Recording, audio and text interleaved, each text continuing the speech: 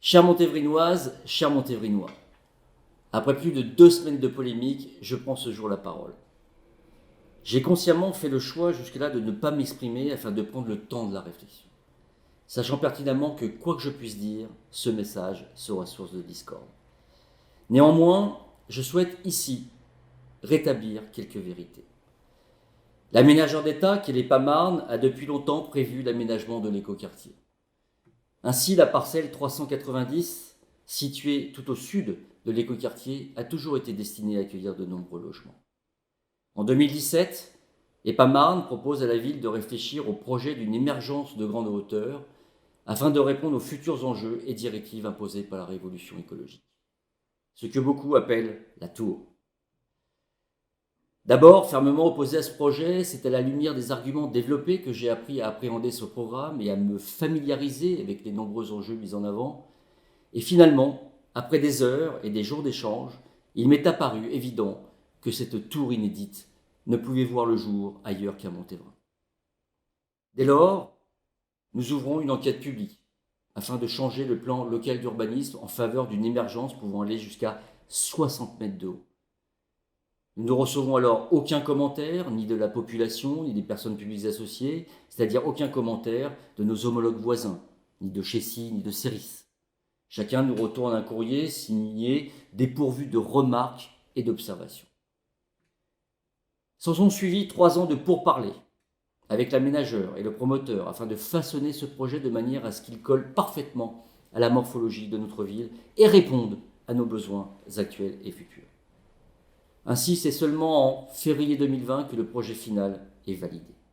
La tour comporterait 104 logements de haut standing, dont aucun logement social. C'est moitié moins que les résidences avoisinantes. À son pied, c'est 400 mètres carrés de commerce qui offrirait des services de proximité pour l'ensemble des Montévrinois. Elle accueillerait des bureaux, des espaces de coworking, des espaces de convivialité, des espaces associatifs. Elle créerait de l'emploi, elle faciliterait le télétravail et elle fabriquerait du lien social. Elle répondrait à toutes les normes environnementales et sécuritaires auxquelles sont soumis les immeubles de grande hauteur. La non-artificialisation des sols réduirait l'emprise du bâtiment et permettrait donc de développer un vrai îlot de végétation où les arbres seraient plantés en pleine terre, contrairement aux projets alentours. Un parking modulable et des solutions alternatives offriraient du stationnement complémentaire pour les habitants, mais aussi pour les riverains du quartier et les clients des commerces.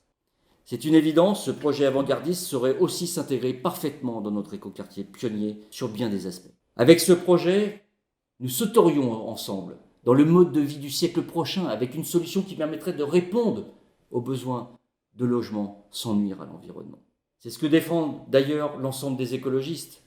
Les prochaines recommandations étatiques en termes d'urbanisme et d'aménagement s'orientent vers ce schéma qui imposera à tous la construction verticale en vue de dégager la pression exercée sur nos sols. Ainsi, c'est un projet novateur qu'EPAMarne et la ville de Montévrain souhaiteraient vous proposer. Je reste intimement persuadé que cette dite tour, comme vous la nommez, serait bien plus qu'une simple tour. En revanche, et avec du recul, il est vrai que nous aurions dû réfléchir à une meilleure consultation, une meilleure concertation. C'est pourquoi nous avions tout misé sur la communication. Cependant, la crise sanitaire et le confinement sont venus perturber nos stratégies. Nous avions prévu avec EPAMarne de faire des ateliers ludiques sur la place des Nations dès le printemps. Nous avions prévu plusieurs réunions publiques ainsi qu'une exposition, mais nous avons dû revoir nos plans.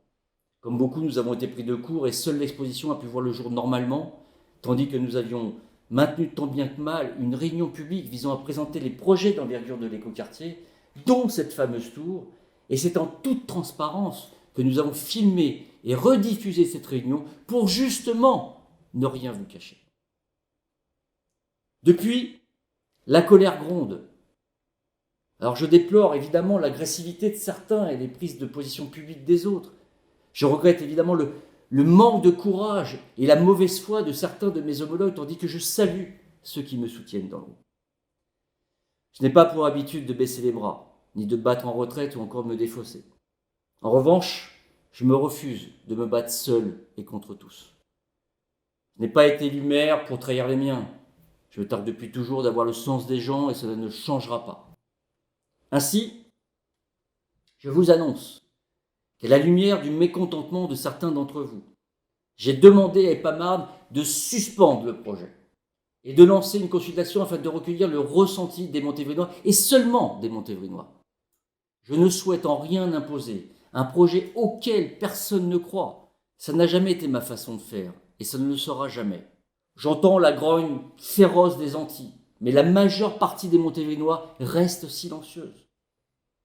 Et c'est la raison pour laquelle j'ai décidé de donner la parole à chacun d'entre vous, au travers d'une consultation qui vous sera détaillée très prochainement. Je crois au bien fondé de ce projet. Cependant, je vous le répète, je ne maintiendrai pas un projet que je serai seul à défendre.